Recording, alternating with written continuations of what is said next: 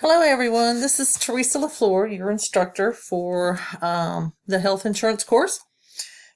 And I wanted to talk to you about the first couple of chapters and some stuff there we're going to be talking about in the future, too. But first of all, I wanted to make sure that everybody knew how to access the ebook. And once you're in Cengage, and in order to get to Cengage, you can click on any of the Cengage links into the chapter, and it will take you to Cengage. On the far right-hand side, the blue book, that is your ebook. If you click on it, it will take you to the book.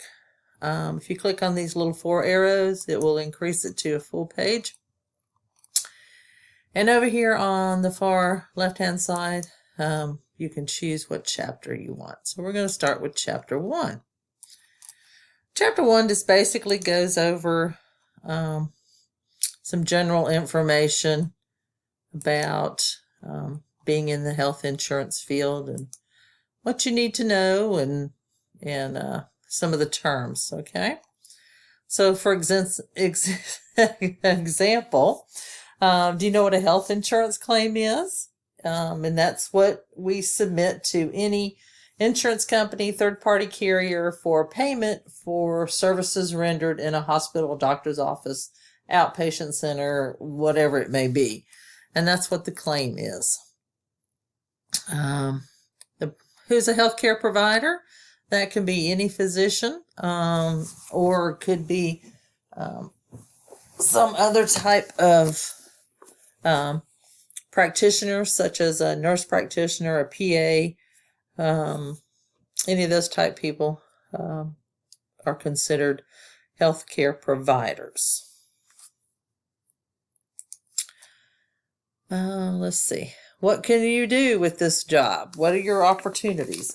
Well, you can work for insurance companies. You can work for healthcare providers, reimbursement specialists. There's a lot of different things that you can do. A medical assistant is somebody who works usually the back side instead of the front. You're mainly going to be dealing with the front because the back side, they actually do some of the other stuff also, the clinical side. And you will not have that clinical experience. You're only going to have the business experience, okay? What kind of education and training do you need? Well, of course, they want something like these courses you're in so that you can make sure you're up to date on your anatomy and physiology and terminology and your coding, that type of stuff. So here we have the first few things that you might be have some knowledge in, shall we say. Do an internship. If at all possible, do at least 1, if not 2 or more internships. If you do one of those, 1 semester will give you about 4 or 5 months of experience that you can put on your resume. If you can do it 2 or more times, I mean, you're getting close to a year's experience there that can really help you out. And sometimes, if you're really lucky, whoever you do your internship with will hire you. Most of our internships are unpaid. There are a few that are paid, but not many. And you take it just like another course. So if you're interested in doing that, it's work-based learning, and you need to contact them to set up something. Once you've completed your first semester, you can start working on seeing if you qualify for WBL and get you some experience, because that will come in very handy, let me tell you. So what kind of responsibilities are you going to have? It depends upon your job. There's a lot of different things that you can do.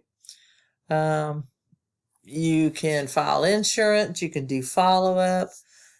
You can code. You can be a reimbursement specialist. You can be a PPO specialist. Just a lot of different things. But some of your actual duties are going to include recording documentation for coding. And remember, when you're looking at coding, especially, or documentation in general, I should say, if it wasn't documented, if it wasn't written down, it didn't happen. So that's what you need to remember. You can't make any assumptions. You may have to do some research to make sure that you apply all the rules because they change as often as you can blink, I think, sometimes.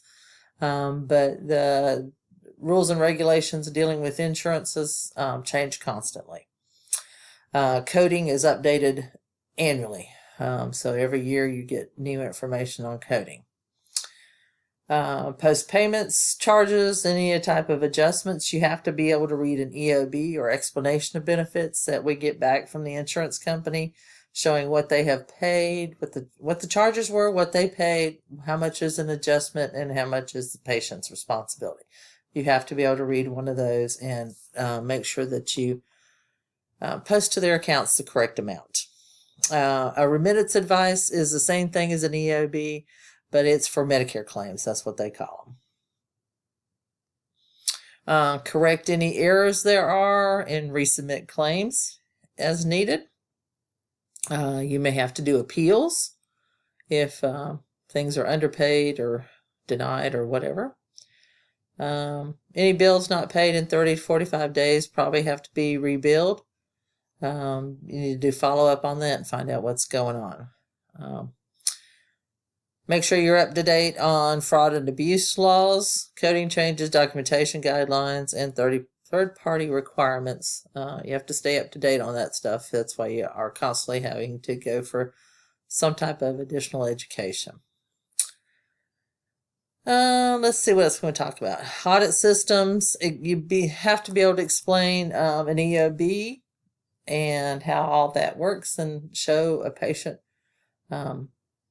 how their percentage came about, because a lot of them can't read EOBs or understand them. You have to be the expert in it so you can tell them how it works. And of course, you have to maintain confidentiality of all the information you are dealing with. Independent contractor is somebody who works for another one under an agreement. They are not hired and work for the company. They are on their own and are hired to work for the company that way. They're not an employee of the company. Everybody has to carry professional liability insurance, and if you work for a hospital or a physician's office or anything like that, they carry that insurance.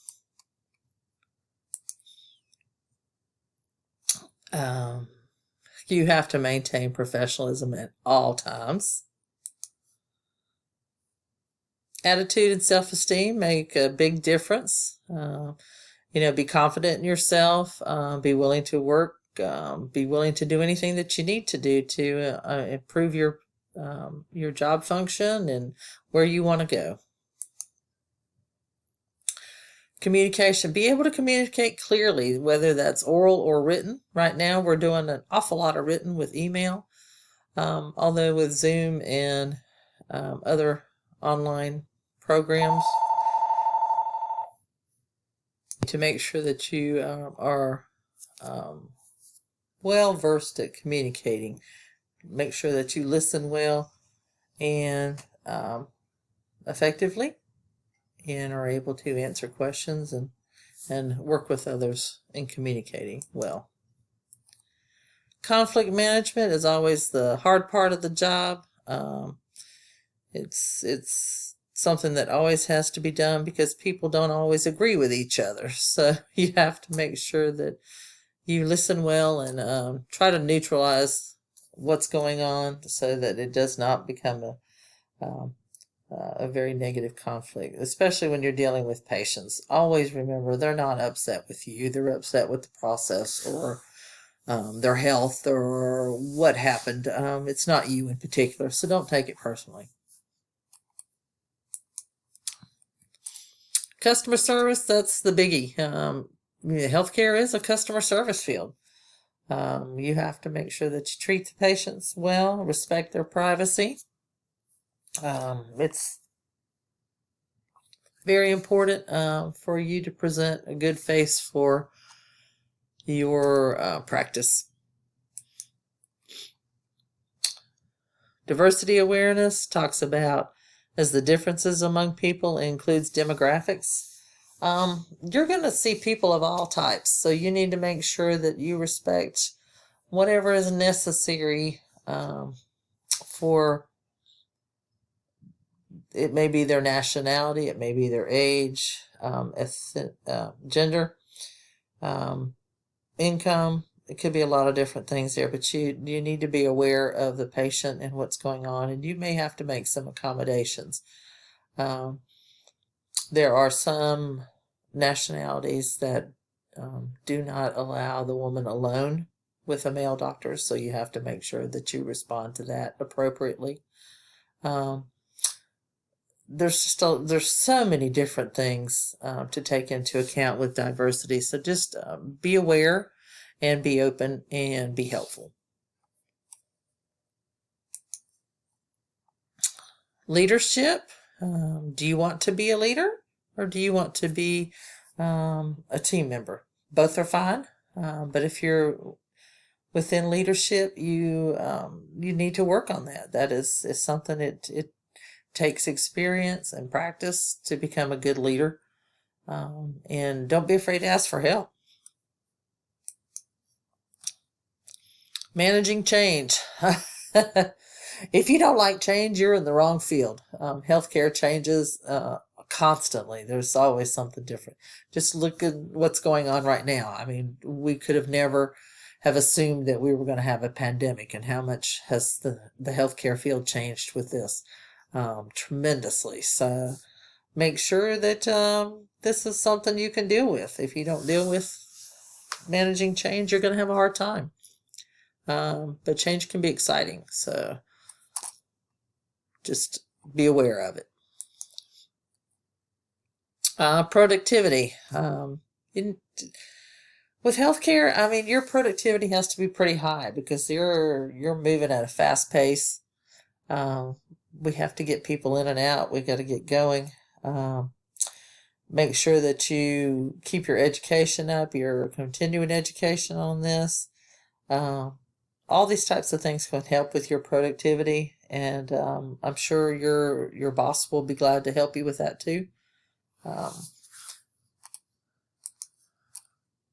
Professional ethics is a biggie, so you need to work on your ethics and see what your ethics are, what your beliefs are, and you'll be doing that in a couple other classes. So are you able to work independently? Are your ethics there so that you can do that? With this field, you have to pay attention to detail. You have to think critically, and you have to have that strong sense of ethics that you're able to do those job skills. Team building. You're going to work with a team for the rest of your life. So you need to make sure that you are a good team member and a productive team member, that you help out and you carry your share, and you are able to work with all types of people. That's what team building is, and it's how most stuff in healthcare is done. It's done by a team. Telephone skills. How good are your telephone skills? You're going to practice those in some other classes too, but it's very important because a lot of our contact comes through telephone and email. Think about it now with everybody at home. We're doing a lot with phone skills too, and have to know how to appropriately respond to any patients. Okay. Professional appearance. They want to see you. Most places you're going to wear a uniform, and if not, then you need to make sure that you are dressed appropriately. Don't go to work in pajama pants. Don't go with your hair. It looks like it hasn't been combed in several days. Make sure your appearance is very professional. Healthcare. A lot of places have some real concerns about tattoos and earrings. You may not be able to wear studs anywhere on your face. If I know when I was still working in healthcare, you couldn't show any tattoos. I think that's changed some, but you'll need to check with the place that you are hired at. What is their rules for those items, but you still need to, whatever the case may be, you need to I cannot talk today, sorry.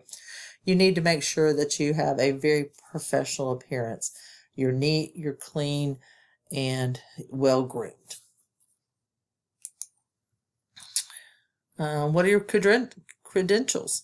Do you have the associate's degree? Do you belong to a professional association?